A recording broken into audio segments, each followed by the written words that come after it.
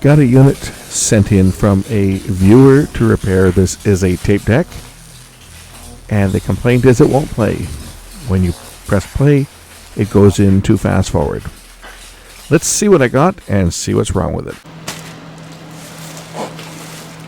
Got a package here all nicely wrapped up. Did a beautiful job of wrapping it. Jeez. I think they could have put more tape on it if you tried. The better someone wraps something, the harder it is for me to get to it to repair it. Or whatever. Let's just we'll use the fine knife.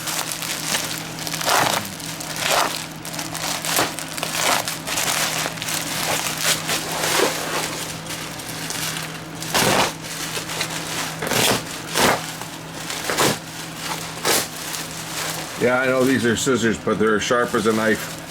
They can be used as a knife.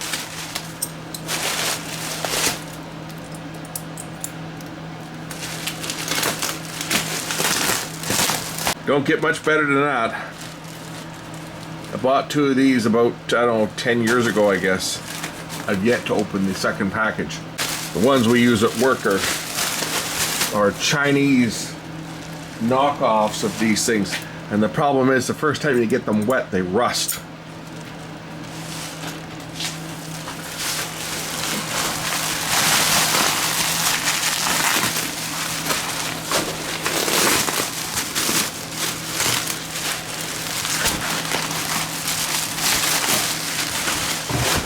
I guess the guy that owns this wanted to make sure it wasn't going to get damaged in transit. Man, oh man, it's got a lot of bubble wrap on here.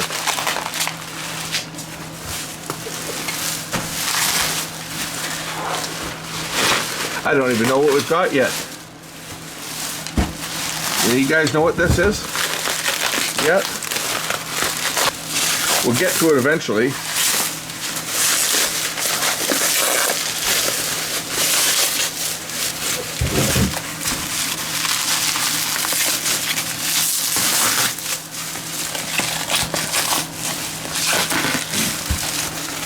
It says Yamaha. Is this a Yamaha tape deck by chance? Possibly. I see four connections on the back, so I think this is a cassette deck. I get lots of stuff shipped into me, but I quite often don't know what it is until I actually open it up, because stuff arrives at different times, so I never know what it's expecting to come in.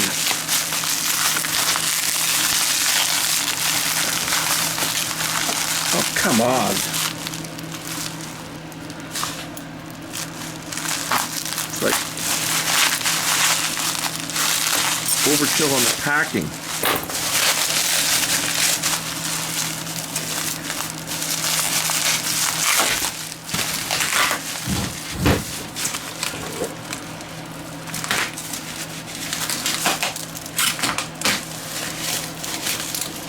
I'm trying to keep as much of this bubble wrap intact as possible, because I'm going to have to use it to send it back. I don't want to rip it all up to shreds, but this is ridiculous. So much tape.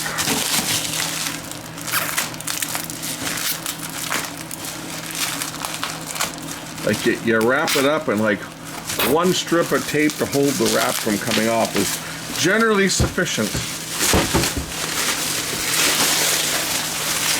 I gotta spend 10 minutes unwrapping all the plastic to get to it. Okay. What do we have here?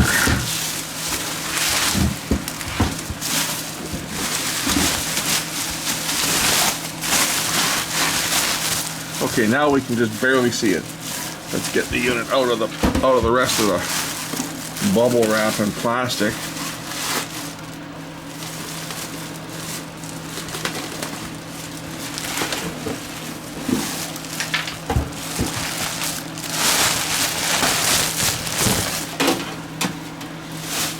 Phew, all that work just to unwrap a cassette deck. This is a Yamaha K-1020 cassette deck. Already a button has come off of this thing due to all that excessive plastic wrap that I was trying to peel off of it. Great, now I gotta fix a broken button. So here's the note with symptom.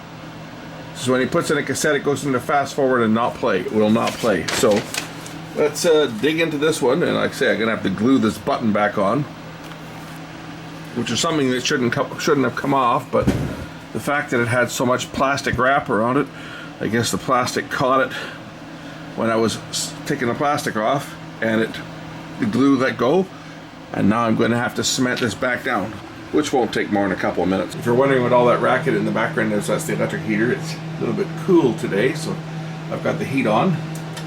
Let's turn this on. Oh, love the display. Dual color fluorescent display on this one, and the neat thing about this cassette deck is it supports Dolby B and C as well as DBX, and has HX Pro extension, headroom extension. So this cassette deck probably would give my JVC a run for its money. I don't know if it's going to be any better. It has DBX, that's the one thing it does have, but other than that, they're probably fairly close as far as performance goes. Let's put the tape in and just see what is going on. And I don't see anything moving on play here at all. Fast forward works, rewind works, but going into play, the tape doesn't move that well at all. It actually moves slightly. If I lift the tape deck up so you guys can see what's going on here. When I go into rewind, the tape moves. If I go into fast forward, the tape moves. When I go into play, it just kind of moves a bit and then stops and then goes into shutdown. So we do have a playback problem here. Let's see what is going on. We'll first remove the cassette door, or the glass door, because I want to observe. I'm going to put this out of the way. I want to observe what's going on as far as the tape transport itself is concerned. So let's look at the transport.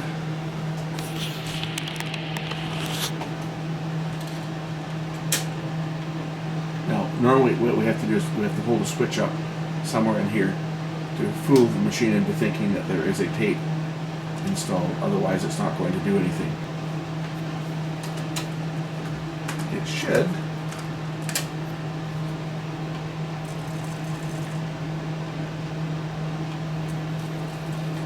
So if we observe now going into play, it's not attempting to lift the head. That's why it's not playing.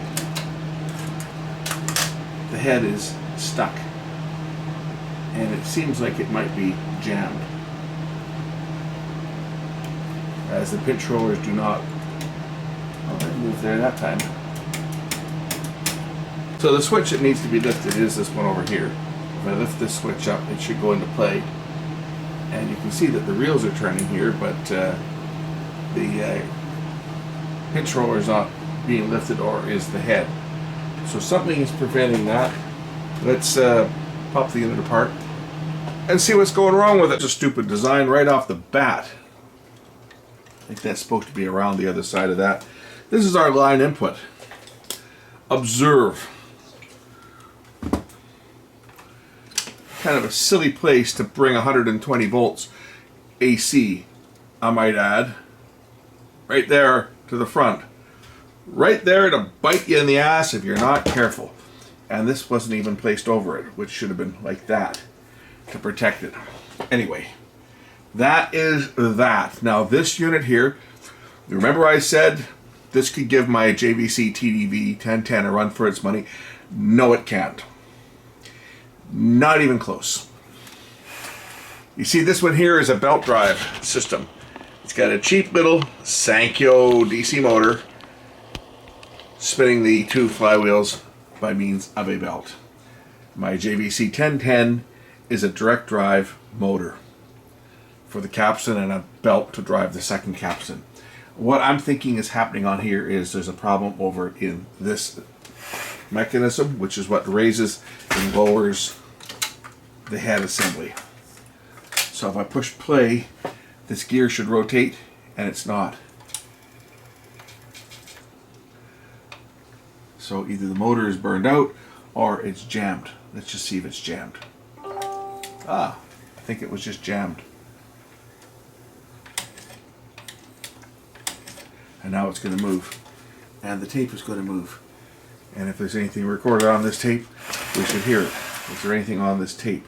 Should be something on this tape, but there might not be anything at this point of the tape. Let's just turn it around and see if there's anything on the tape.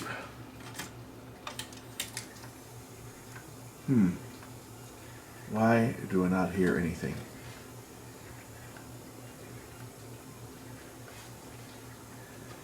I should hear sound. I'm sure there's something recorded on the tape.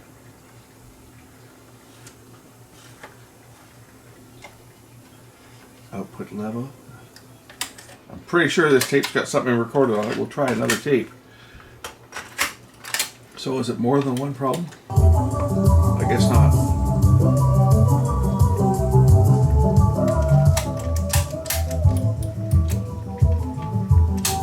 Doesn't sound that good, does it? I guess this tape does, where the tape is sitting, there's nothing on it. But that doesn't sound anywhere as good as it should.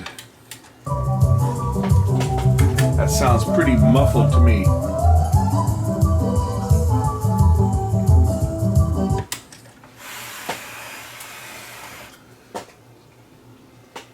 So either we have a sticking motor, or I think just the gears themselves got dried up and froze.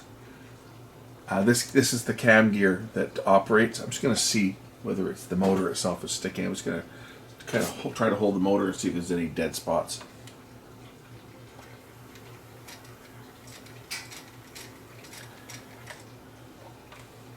I think it's just... So I'm just going to put some nollie coat onto the actual motor and activate, and that should... It's not sticking. It appears to be maybe the motor itself has a problem. We're going to have to investigate. The mechanism is still sticking, so I'm going to pull the mechanism out so I can look at the operation. So I've got to pull a couple screws off the bottom.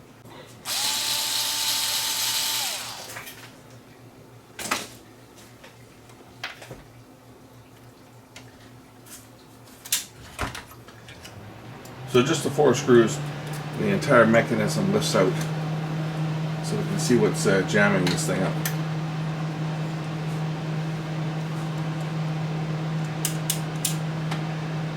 The head lifts okay, so there's not a problem with that.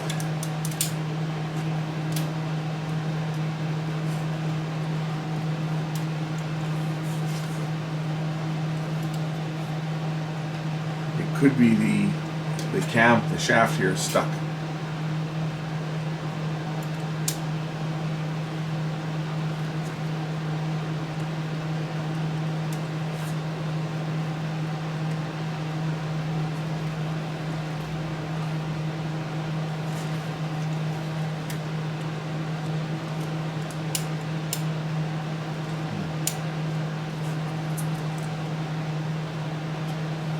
So looking to see what holds this mechanism together. Should be a couple screws that I can remove and lift that whole cam control out. I think it's this screw on the back for one. There should be a couple screws I can take out and lift this out. Maybe that one there on the side. Should be able to lift this whole mechanism out.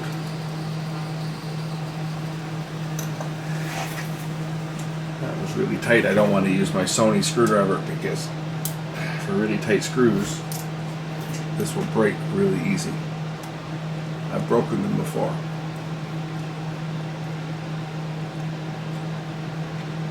I broke one when I was working in the business, and I had to order a new bit from Sony. So I know how much the bit cost. It was like 45 bucks wholesale for this special bit for the Sony Walkman camera screwdriver. So I don't want to damage it. What else is holding this thing in? This should lift out. I think it should lift We left off the cassette, the back cover for the cassette mechanism. There might be a screw going the other way that's holding it together. Somebody's had this apart because these screws are loose.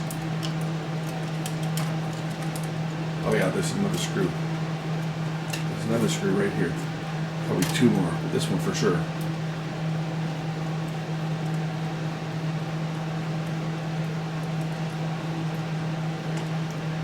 Now that cam assembly should lift off, which it does. Okay, so I want to check this and see whether this is gummed up or whether it's the motor itself that's at fault.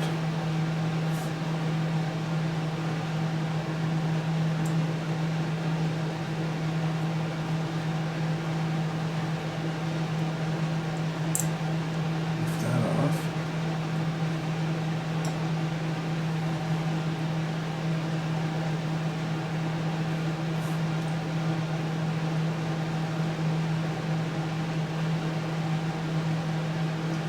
The motor's turning okay.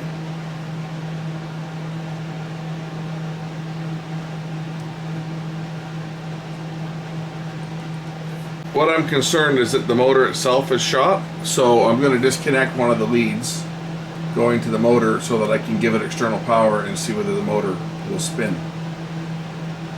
Because I have a sneaking suspicion it might be the motor itself that's going bad on this one, which is it's a problem on its own. But we'll see whether I can solve this. But let me just disconnect the power leads first. I really only have to take one off, but I'll just take one off for now. Let's hook up power.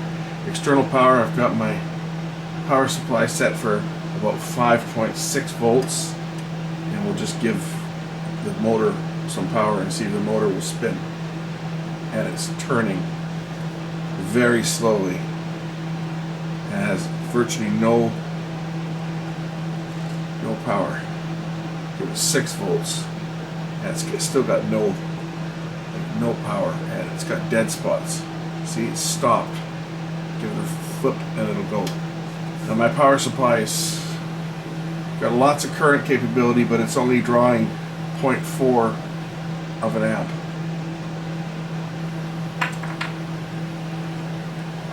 So I don't know whether we can fix this motor or not. I guess that's the next thing, is we'll take the motor apart and see whether the motor can be salvaged. That's about all I can do other than try to find another motor for this thing, which, I mean, I should be able to find a motor. It's not that difficult, I don't think, to find a motor like this. Could be completely wrong. It might be impossible, but let's try taking the motor apart first and see whether this motor can be reworked. It seems to be sticking. So, 2 screws out. Shove the tape deck out of the way for now.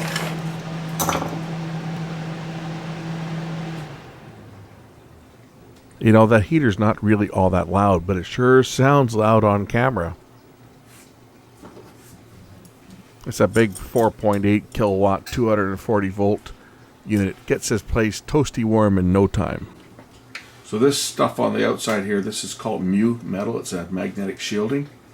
If I expand it a bit, it should be able to take it off the motor and put it back on again once I'm done.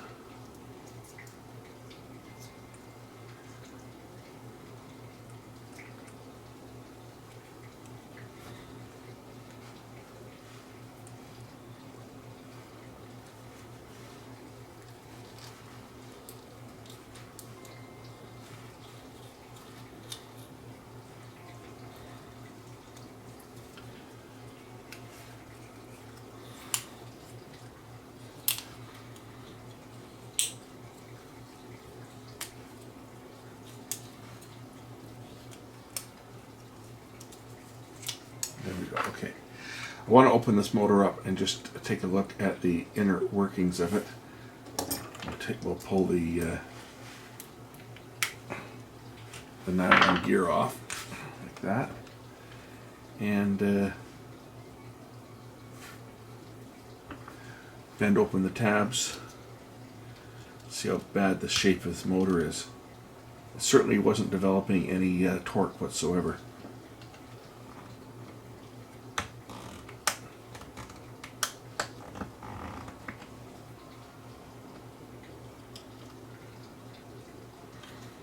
This is a good way to stab myself, I know.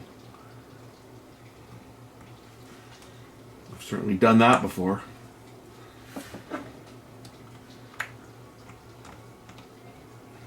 Okay, I should be able to push this motor apart now and see what shape the inner bearings and stuff are on here,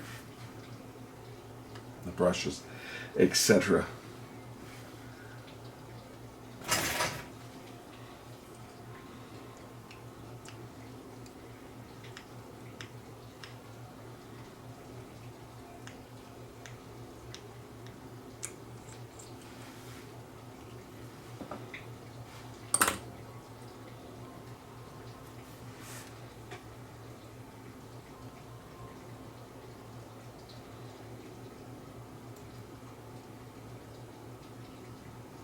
Well, the brushes aren't in bad shape.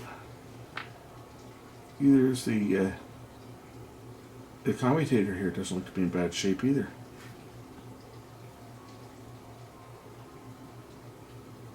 Which I wouldn't expect it to be, because it's not like it's running constantly to operate the unit. This just comes on momentarily. But for sure it was stuck. So maybe we might be able to get away with putting a little bit of oil into the actual bearings here, and see whether this thing will spin up and give me any type of torque. So I'm just going to put some oil onto the end of a screwdriver.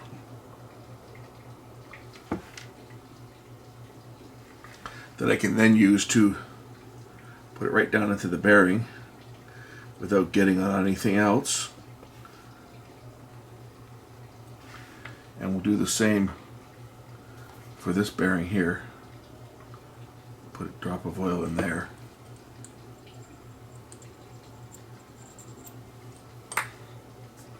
Okay, I'm just going to try putting the motor back together. I've got my trusty dental pick here to pull the brushes out of the way so I can slip the rotor assembly back in.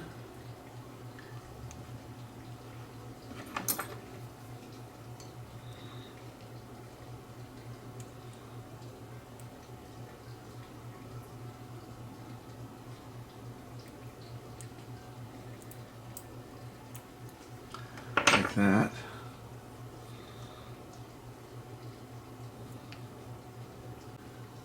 Okay, now I'll put the rest of the motor back together. I wonder if it goes in a certain way. I think it doesn't matter what way it goes in.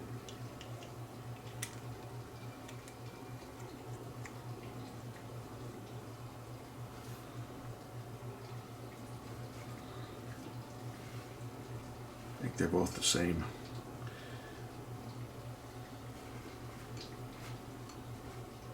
Could be wrong. There, I think that's how it goes together. Okay, before I even bother to bend the tabs in, let's just see whether this thing's going to spin up any better than it was before. Negative to negative. Oh yeah. Alright.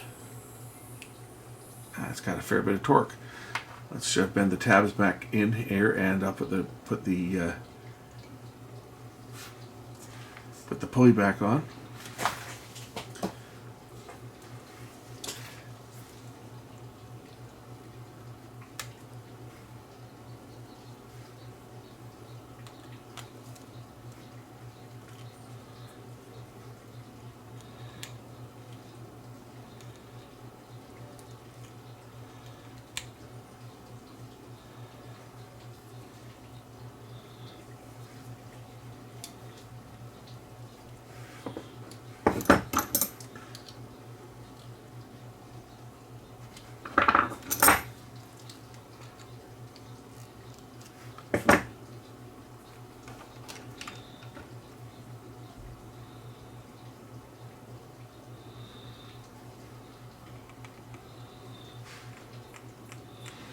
Got it spinning nicely now. Connect up our power. You remember what it was doing before, right? I can't stop it now. Yeah, I can't stop this if I try.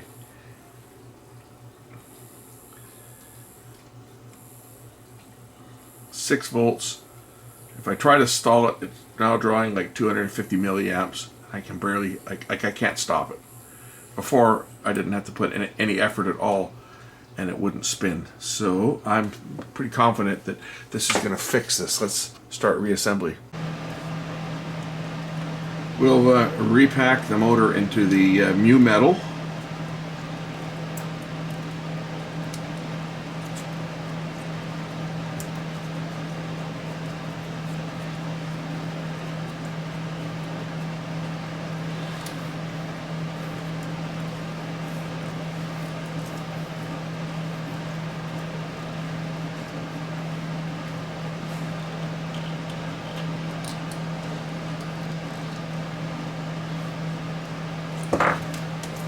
Not as tight as it once was, but it will tighten up.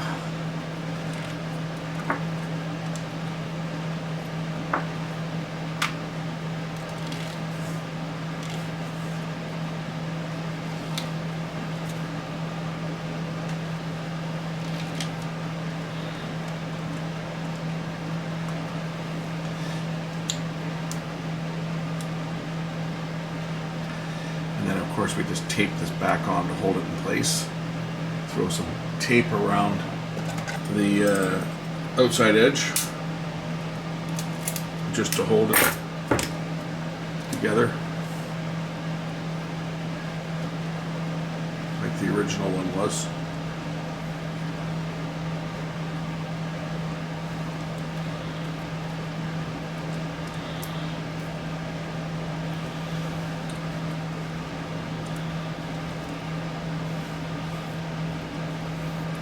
Okay, this is just a magnetic shield to stop the magnetism from the motor being influencing on anything, right? That's all, the only reason it's there. Okay, now I can put the bracket back together. Put the motor back into the bracket.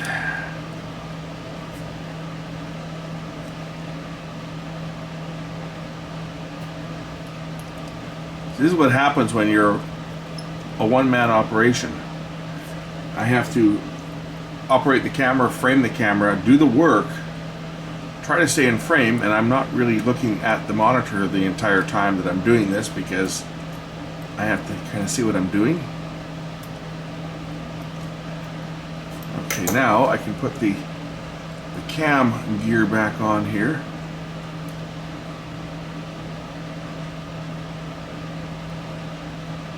Just pull the switches out of the way.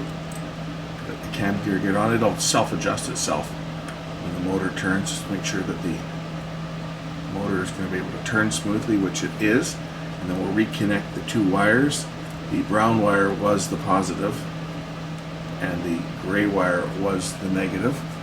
So we'll reconnect the two wires. I've got the motor in the opposite way, but that's not really important. All that's important is that I get the polarity correct. Otherwise it's going to turn the wrong way.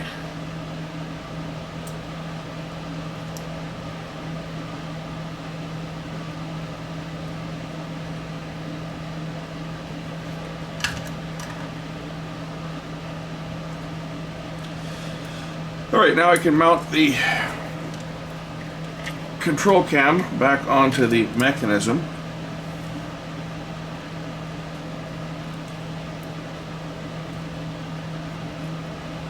Goes in place something like that. Really all that matters is that the cam here is going to make contact with the head in the right position. So we want to make sure that it's down at this point. So let's just spin the motor around until the cam is in the down position.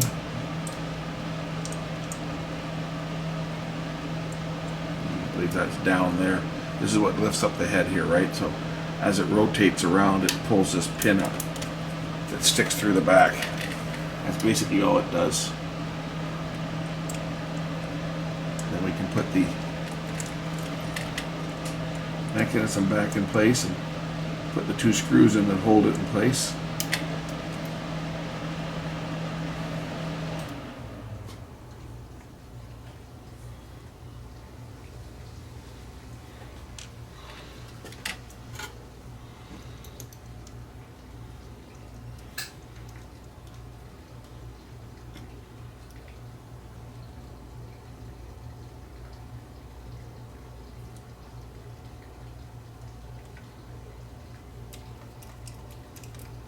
That one there.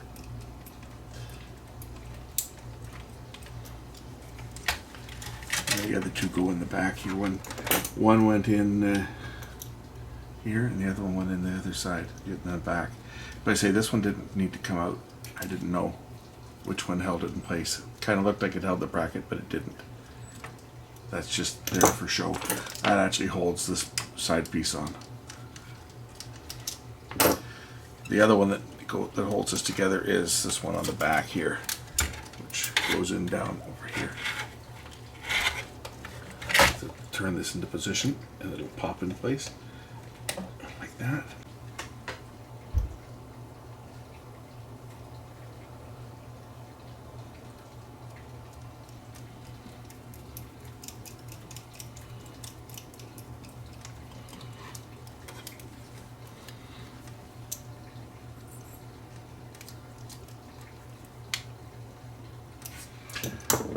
When I power this unit up, the mechanism should reset itself. Plug it in. It should reset itself so it's ready to go when I operate it. Obviously got to put tape in it.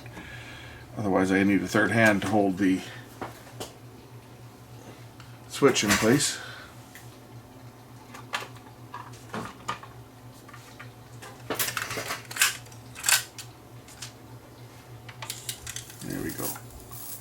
There we go.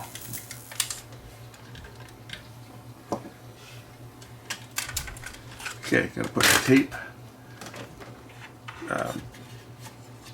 the backing in for the tape compartment, and then we'll be ready to start testing this thing and see what else is wrong with it. I know that it's sounded pretty muffled, so I think the head's probably out of alignment. Somebody's probably been messing around with the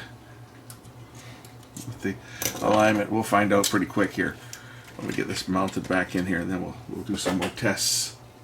We're not even close yet. There's still tons wrong with this thing. This is the first time of about 6 times I had to take this stupid mechanism apart for one thing or another.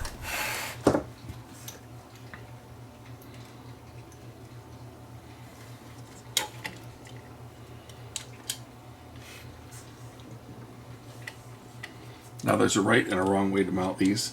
They have to fit into, if you look down here, there are a couple of little grooves. And this has to fit into those grooves. There's one on each side. That's when you're in correctly. Many people make that mistake and they don't put the back plate in correctly, and then they wonder why it's pressing up against the tape, causing the tape not to play, causing the tape to be eaten, and all kinds of other nasty things. Oh, wait a minute. What about this screw here? That one's painted, sealed too, or not loose.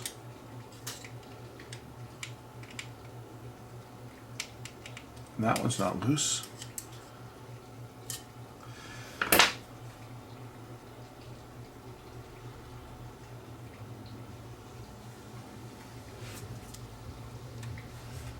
Dirty. Maybe it just needs a good cleaning and demagnetize. Oh, it's quite dirty, the head. I can see that. See the oxide on here?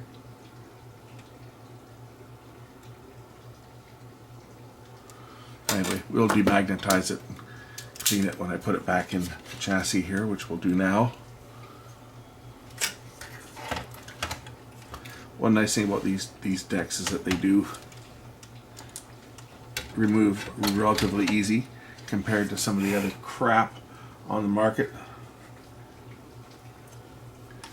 And we have brand that starts with Knack and ends with Mishi. Some of theirs are kind of a pain in the ass to take apart.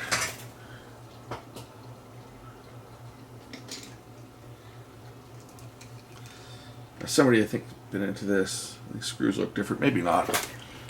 They just looked different when I took them out, but they weren't tight, that's for sure.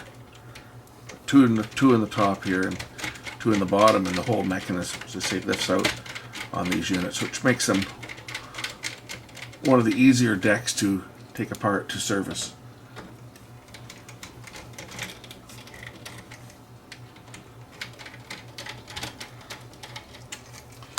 More screws in the bottom, and we're ready for testing. I ran into another problem when I put the thing together. It wouldn't fast forward and rewind. I noticed that the back has fallen off this motor, like somebody's bit into it and they didn't crimp it, and the back just fell off. So now I have to put this one back together, and that means getting the brushes out of the way.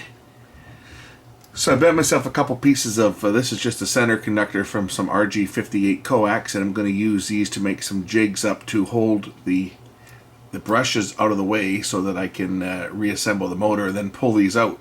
So there's a little jig, a little trick you insert into the back, and this will hold the brushes out of the way if you get it done right.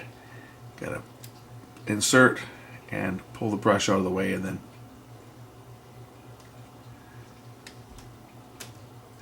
that'll hold the brush out of the way until you get the motor assembled. So let me just build my two little jigs here so that I can put this motor back together.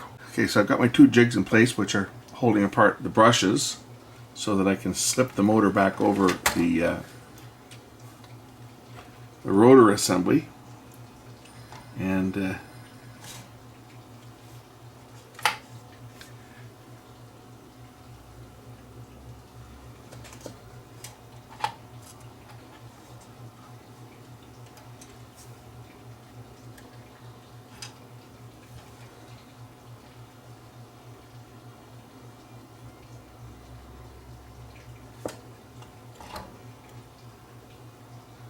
don't remember what way this came out, which way the wires were, or where the tabs are bent over on this thing.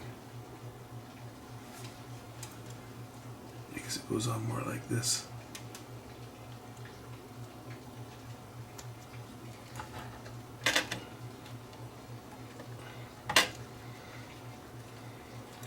More or less like that. Why this popped apart, I have no idea. But it did.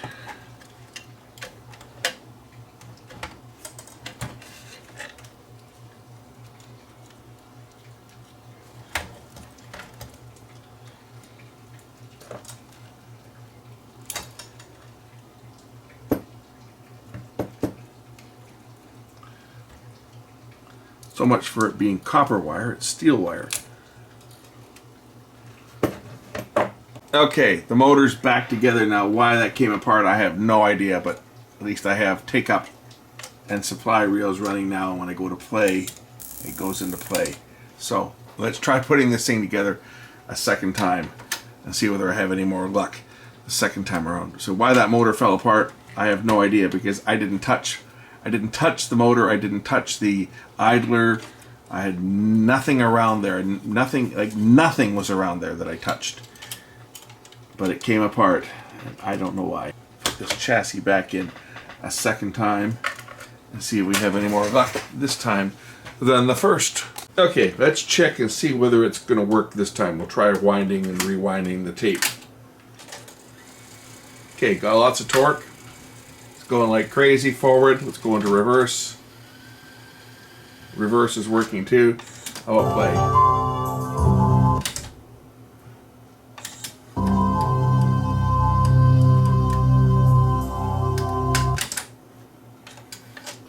Why is it skipping on play?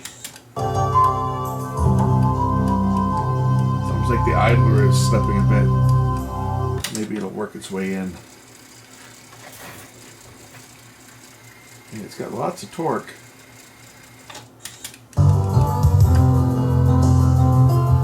Oh geez, the take-up spool is stopping on play. It's got lots of torque on forward and reverse. To investigate that and see why that's skipping. I guess I gotta take this freaking mechanism out again, because it appears that the idler is not driving it on forward, but yet there's plenty of torque on fast forward and rewind. It's the same motor, it's the same drive idler, everything's the same, but on playback it tends to stick.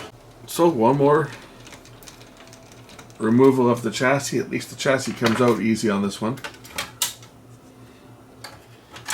drag that out, and I'll put something in here to insulate so that I can set this in here while I'm working on it.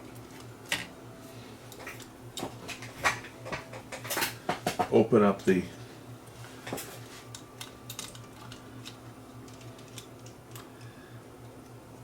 mechanism once again.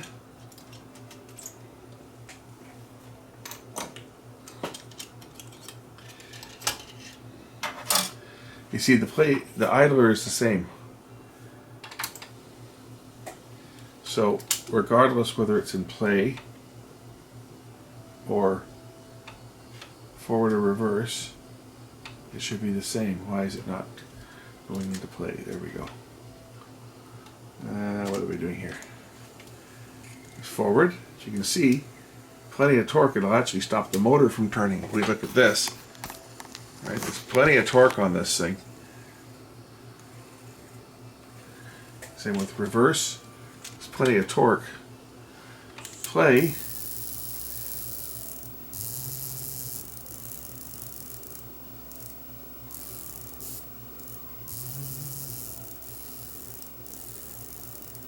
Like there's no slip whatsoever. Why, when it was playing the tape, was it doing what it was doing?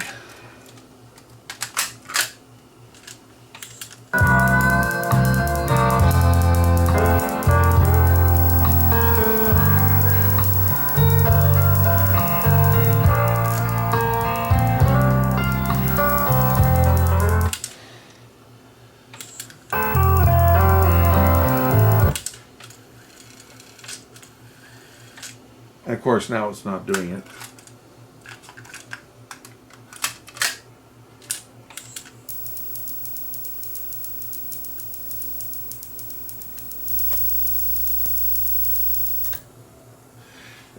That buzzing is because it's not grounded.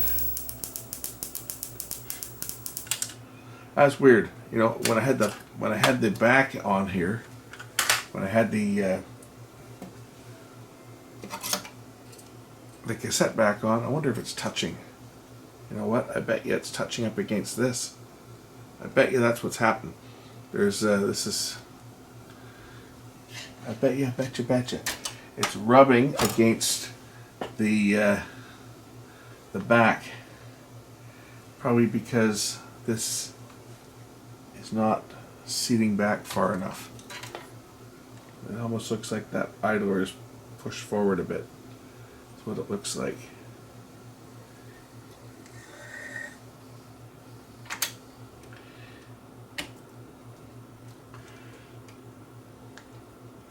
There, maybe that's better. Maybe that's better. I just pushed the pulley back a bit.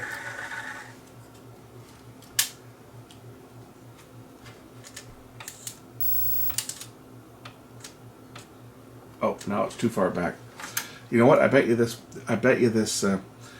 this pulley, I bet it's got a crack in it. The white drive, I bet you it's cracked. It happens on a lot of them, and it causes it to slip back and forth on its hub. And because I just give it a bit of a push and it went back. It went back a bit. Oh yes, it's cracked. You can see it. I don't know if you guys can see it, but can you see the crack? I can. It's right down here. Come on, camera, focus. There's a crack right there. You can see it. That's causing this to slip back and forth, and it was too far forward, which was causing the drive idler to rub up against the back of the back plate. I pushed it back a bit, but now I've pushed it back a little bit too far. And this is, of course, unobtainable part. You're never going to find one of these things now, so I'm just going to try and bring it forward just a bit, if I can.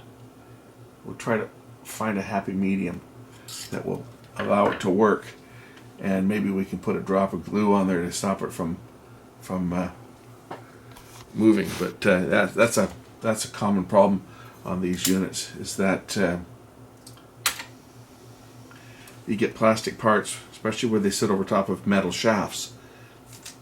It's from expansion of dissimilar metals. There, that's better. Let's just see let's see if that'll work. I'm going to try, I'll put a tape in it first, but I think we'll have to maybe put a drop of glue on the motor shaft, just to prevent it from moving, or at least try to stop it. Try to make it stop from moving. I'm going to put the back plate on first. We'll test it. I'll take the back plate off again. We'll mix up some epoxy or something and just put a dot of it right down on here to glue this to the motor shaft in this position. I will try crazy glue, except for I don't think crazy glue will hold. It's or maybe even some of that speaker cement might work. Rubber cement, that might work too, but I'll try some epoxy. Let's first put the back plate back in. We'll test it, make sure that it works before I put the mechanism back into the deck, and then try gluing it. It's about the only thing I can do, because you're not getting the parts, not that part anyway. Hardly any parts you could get for something like this at this point in the game.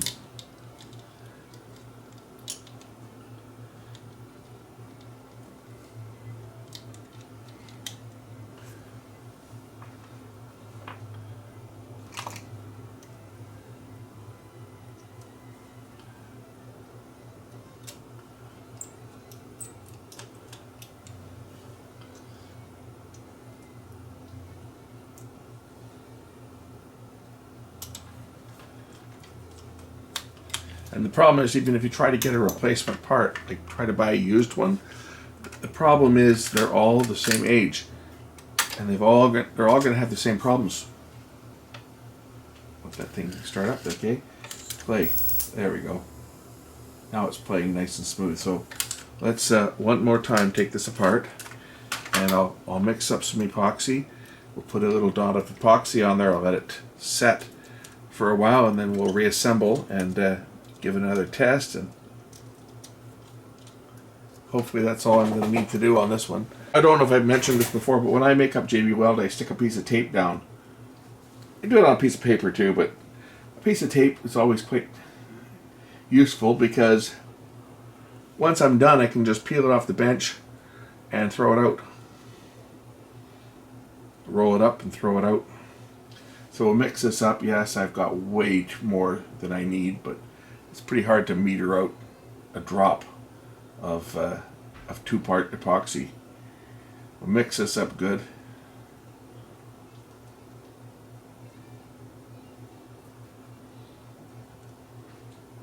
And then I'll put it on that center pulley.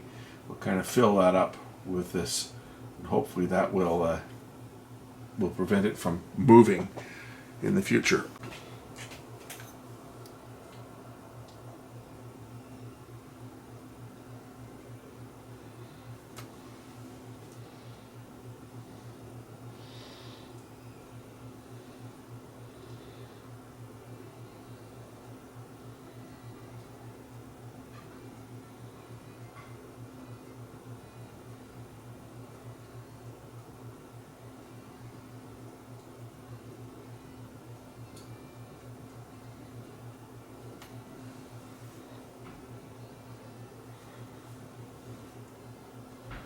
So the hope on this is that this will just fill up that gap and adhere the pulley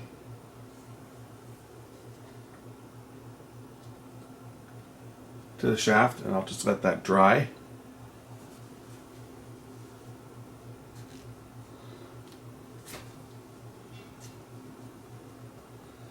Let it sit here for a bit and dry. Make sure there's nothing touching this one, which there isn't. There's no overspill, and we'll just get rid of the piece of tape with the remainder on there. We're going to let this set up for a while. It's 5-minute epoxy. I'm going to let this thing sit for probably 45 minutes or so, just to make sure it's completely set up, and then we'll try it and reassemble it and see whether everything works. Fingers crossed we won't have any more problems with this one, and I can continue on and get it fixed up and save another one from the landfill. Should run for a couple of years. But this is the situation we get in with all this old vintage equipment, is that people expect miracles. They expect this stuff to last forever, but in reality this stuff was not designed to last forever. You know, when this was built, this might have been an expensive tape deck, but when it was built for a service life of 5 years.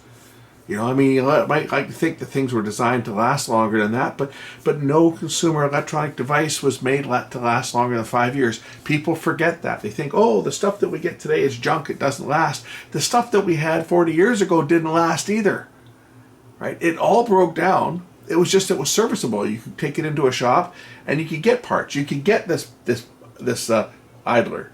You could buy that. You could buy this idler. You could buy these hubs. These parts were readily available. They were designed to be replaced.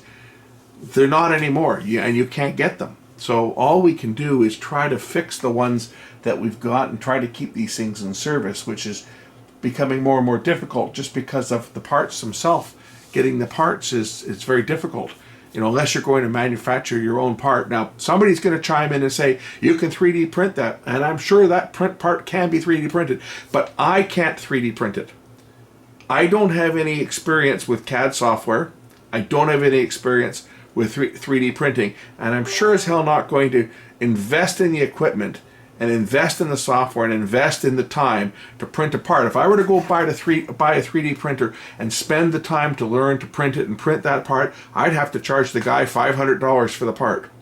You see where I'm getting at? So when people say, well, just 3D print the part, that's easy to say for someone who doesn't have access to the equipment. If you've got a 3D printer and you can print it, great, all the power to you. I don't, which means that I would have to rely on paying somebody else to do it.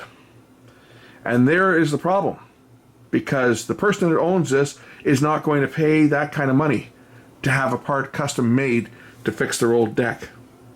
You know, this unit here, I might make $100 on this if I'm lucky. If I'm lucky, because there's the postage that has to ship this thing back. So by the time the postage and everything's factored in, the guy might be looking at $200 by the time the postage is factored in. And then he could just say, like the guy did with the VCR that sent me a VCR, he just said, keep it. That's the situation we're in. So to get these old machines running, we have to be ingenious and figure out ways to extend the life of the old parts, because having a part custom made for something like this is out of the question. Even if I could find a part, if I had to go to eBay to find one, by the time the part gets shipped in and by the time there's duties and taxes and everything else, because eBay sellers will not ship by post, they ship by FedEx or UPS or whatever, and they charge you a small fortune to do it.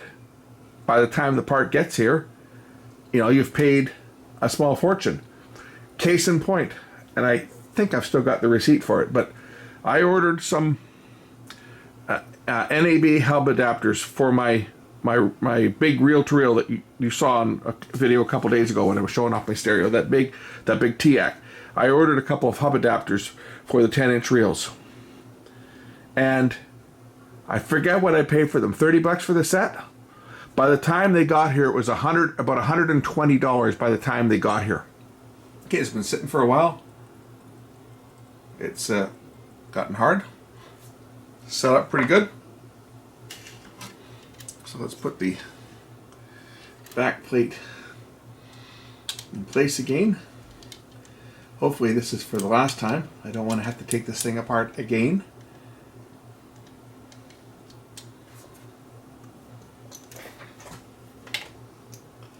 As I say, you never know what you're getting into whenever you're working on an old piece of equipment like this.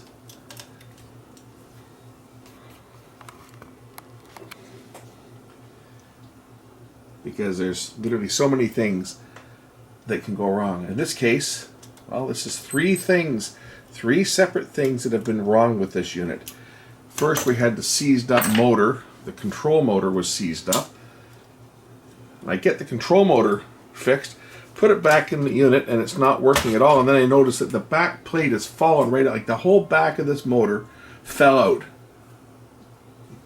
How did that happen? I didn't touch it.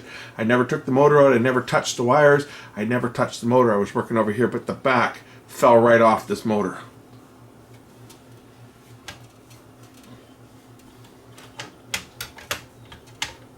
Go figure. Right, so I put the motor back together, and it's still not driving the cassette properly. And I find that the reason it's not driving the cassette properly is because the idler assembly is dragging up against the back plate because the plastic drive pulley has cracked and it's allowed it to slide forward on the shaft. So now we've glued that in place. Hopefully that's all that I'm going to have to do on this. Okay. Yes, it works. Actually not sounding bad either now that I kind of cleaned the head with my fingernail. Let's just try a different tape. Where's my other tape? This is the one that's marked as being foobar. Let's try this one.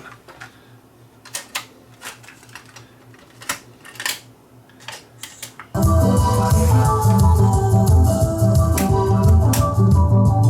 don't think there's any, there's no noise reduction on here at all.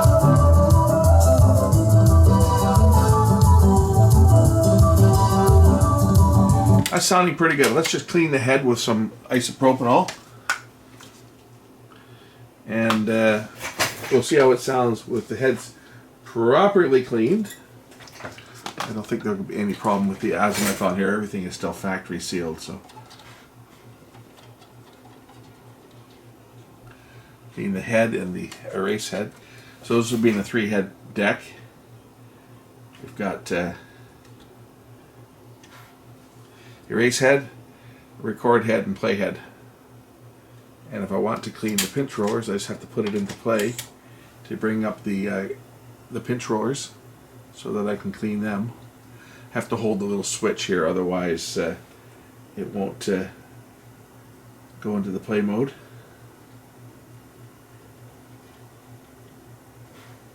As you can see, there's a fair bit of contamination on the heads and the pinch rollers and capstan. So now it's clean. We'll give it a test. Whoops, pushed the wrong button. Turned off the power.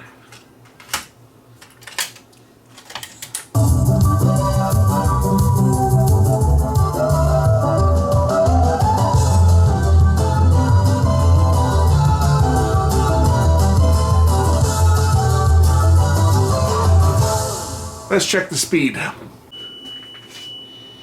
So we're a little bit low. That should be 3 kilohertz. I'm just going to adjust the speed. There's a speed adjustment on the motor in the back.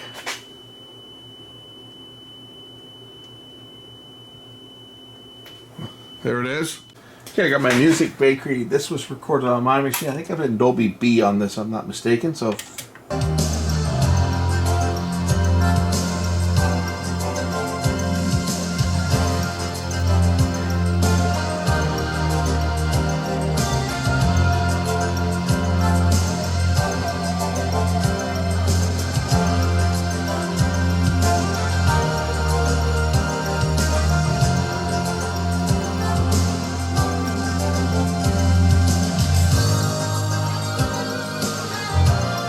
Sounds pretty good to me.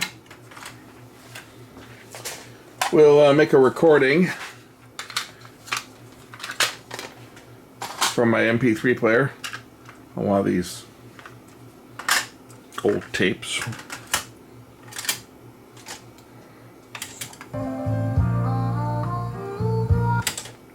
Yeah, we'll just record on this one.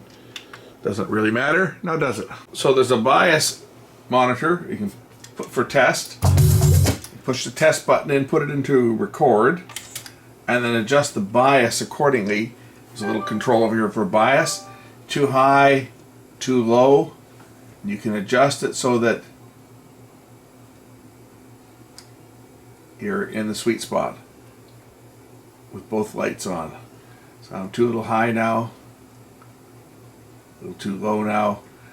It seems to be just off center for this specific tape. So turn off the test. Let's. I'm going to record this with DBX because I want to see how the dynamic range sounds, and we'll play it back right into the camera once I'm done. So let me just cue something up here. Okay, I got something set up. let's go into record. I'm going to record this really loud too because I'm using DBX. So here we are, we're into record. Let me hit my skip track button here. Where are we here? There we go. There. I'm going to let this track record, and then we're going to play it back right into the camera. See how it sounds with DBX. So you should hear absolutely no noise whatsoever, and there shouldn't be any distortion. Because DBX was the best at noise reduction, noise elimination. So let this record, we'll play it back, we'll listen to the entire track. All right, tape is rewound. I'm gonna plug my camera in directly to the playback, and we'll listen to the music directly off the tape.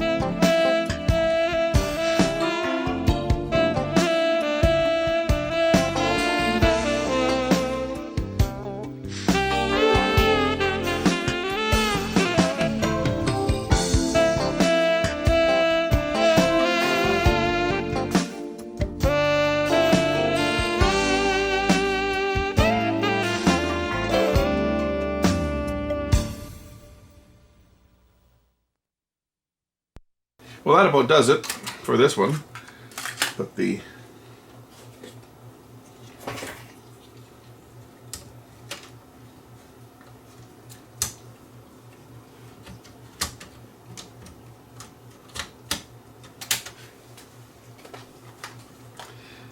cassette door back on.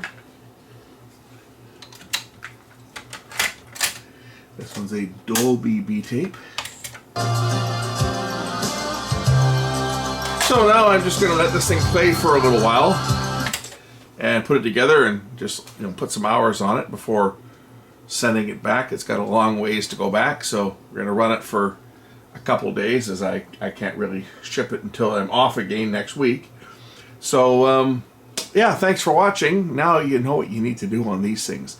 And this one had a bunch of different problems with it. It's a door that covers the controls. We had that motor that was seized up here. This one, for whatever reason, this motor fell apart. And if you get any of these motors that have these little springs or brushes, make yourself a set of little clips like that you can insert in the back of the bearing assembly to spread the brushes apart so that you can put the motor back together. It really saves a lot of time than poking around with a needle or a pick or a piece of wire trying to clear them. You can do it if the motor's out of the unit because you've got more room to work, but when it was in the unit like this just made it so much easier to make up a couple little wires for a jig. Okay, so the motor's put back together. I cemented the pulley that was coming loose, causing the idler to drag up against the face, the back side of the back plate. And I also put some rubber renew on the idler tire. I don't think you guys saw that. I don't think I was rolling when I did that, but I did put some rubber renew on the idler tire because I was noticing it was slipping a little bit. But now everything seems to be working perfect, and I'm just going to put this unit back together and let it run. So we'll catch you in the next one. Bye for now.